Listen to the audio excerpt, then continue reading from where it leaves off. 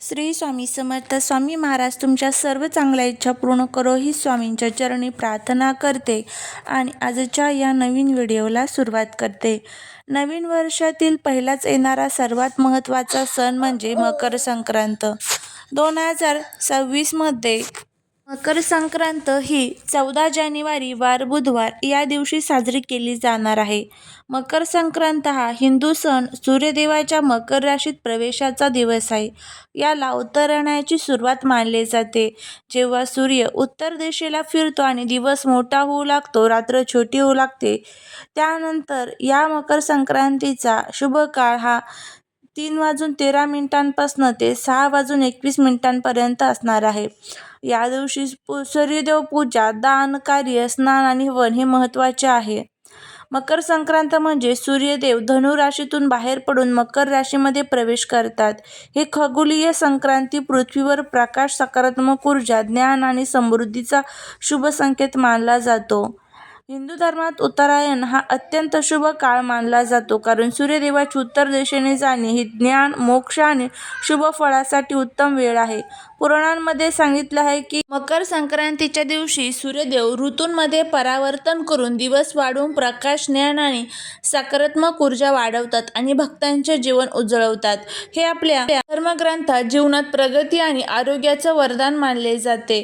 मकर संक्रांत फक्त देवपूजा नाही, तर संस्कृती, सण, दान, खाद्य, घरातील आनंद आणि सामाजिक बंधन यांचा एकत्रित उत्सव आहे.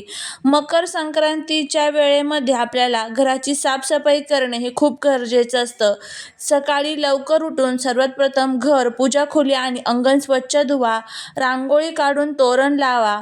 मंदिर किंवा नदी किंवा तळ्याकाठी पवित्र स्नान करून सर्व पापे धुवून टाकण्याचे समजले जाते. सूर्यदेवाला अर्घ्य देणे खूप महत्त्वाचे आहे. पाण्यामध्ये थोडेसे तीळ मिक्स करून तुम्हाला त्यानंतर हे अर्घ्य जे आहे तर ते द्यायचं आहे. घरी छोटासा हवन करू शकता. दिवा लावा. मन, घर आणि वातावरण पॉझिटिव्ह एनर्जी वाढवते. मकर संक्रांतीच्या दिवशी आहाराचे विशेष महत्त्व आहे. शरीर आणि मन दोन्हीसाठी संतुलन आणि उष्णता या दिवशी राखण्यासाठी घरामध्ये तुम्हाला तिळगुळ खायचे असतात. त्याचबरोबर पुरणपोळी, गव्हाचे पदार्थ, साखर, तीळ मिश्रण पदार्थ या दिवशी खाल्ले जातात. हे पदार्थ शरीराला उष्णता देतात. मकर संक्रांतीच्या दिवशी काय टाळावे? या दिवशी नकारात्मक विचार, नकारात्मक वर्तवणूक टाळावी. समाजात दुष्टता, तणाव, भांडण, द्वेष धारण करणारे सर्व गोष्टी टाळाव्यात. जमिनीचे, वनस्पतीचे नुकसान करू नये. वृक्ष तोडणे, पाणी नष्ट करणे, विनाश करणे या गोष्टी करू नये. त्याचबरोबर अपशब्द बोलणे टाळावे. शरीरावर जड, तिखट, तेलकट अशी जी काही पदार्थ आहेत तर ती शक्यतो करून या दिवशी खाल्ली जात नाही. दानधर्म करावे. त्याचबरोबर गरिबांना अन्नदान करा, वस्त्रदान करा. यंदाचे वर्ष 2026 मध्ये मकर संक्रांतीसोबतच षटतिला एकादशी येते. षटतिला एकादशी भगवान विष्णूंना समर्पित आहे. तिळाचा वापर आणि दान, स्नान, हवन, तर्पण केले जाते. हे व्रत पाप नाश आणि मोक्षासाठी अत्यंत फलदायी मानले जाते. याचा लाभ व्हावा म्हणून दिवसभर उपवास करा.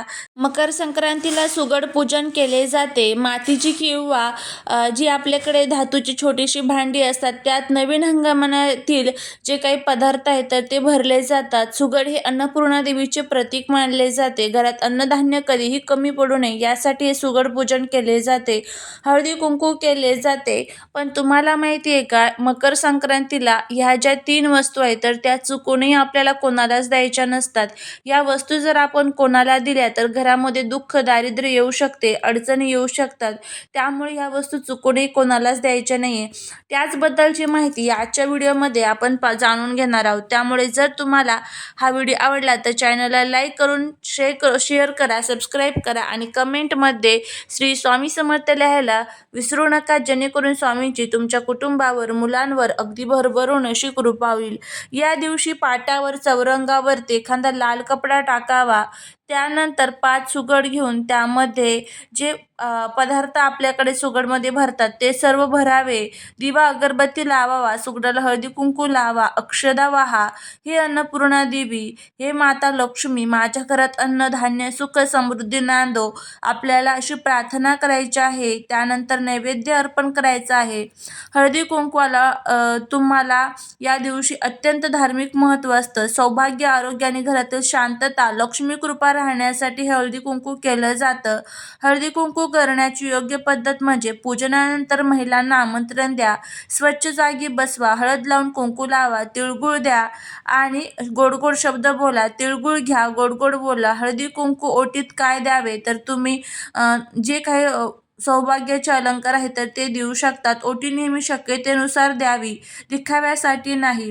या दिवशी जुने शिळे अन्न सुगडात ठेवू नका. फाटलेले कपडे घालून पूजन करू नका. राग, वाद, नकारात्मक बोलणे टाळावे. संक्रांतीच्या दिवशी रिकाम्या हाताने कोणालाही पाठवू नका. हळदी कुंकू करताना अपशब्द टाळा. या चुका केल्यास लक्ष्मी कृपा कमी होते असे मानले जाते. घरात अन्नधान्य वाढते. ज्यावेळेस आपण सुगड पूजन करतो त्यावेळेस कर्ज व आर्थिक अडचणी कमी होतात. घरात सुख समाधान राहते. महिलांचे सौभाग्य टिकते. त्यामुळे हे सुगड पूजन आवर्जून करावे. आता आपण बघूया की कोणत्या वस्तू आपल्याला कोणालाच द्यायच्या नाही. त्यामध्ये सर्वात पहिलं म्हणजे मीठ. मीठ हे लक्ष्मीचे प्रतीक मानले जाते. मीठ दिले म्हणजे आपली समृद्धी दुसऱ्याला देणे आहे. मकर संक्रांतीला सूर्य उत्तरायणात जात असतो. ऊर्जा बाहेर जाणे अशुभ मानले जाते. हे दिले तर पैशांची गळती होते, अचानक खर्च उद्भवतात. त्यामुळे मीठ चुकूनही कोणाला देऊ नका. त्यानंतर पुढचं म्हणजे तेल.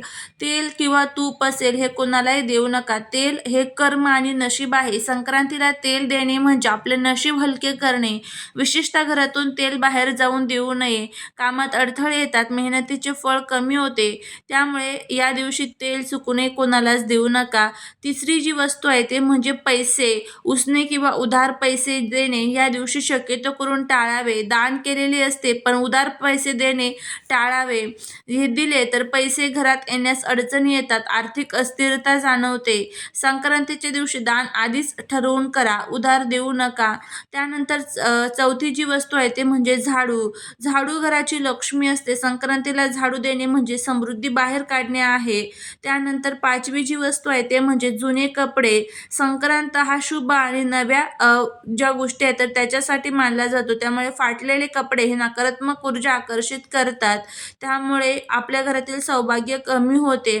त्यानंतर 6वी जी वस्तू आहे ते म्हणजे काळ्या वस्तू. पण इथे काळे तीळ सोडून तुम्हाला बाकीच्या ज्या काही काळ्या वस्तू आहेत तर त्या चुकूनही आपल्याला कोणाला द्यायच्या नसतात, कारण संक्रांत सूर्याच्या संबंधित आहे.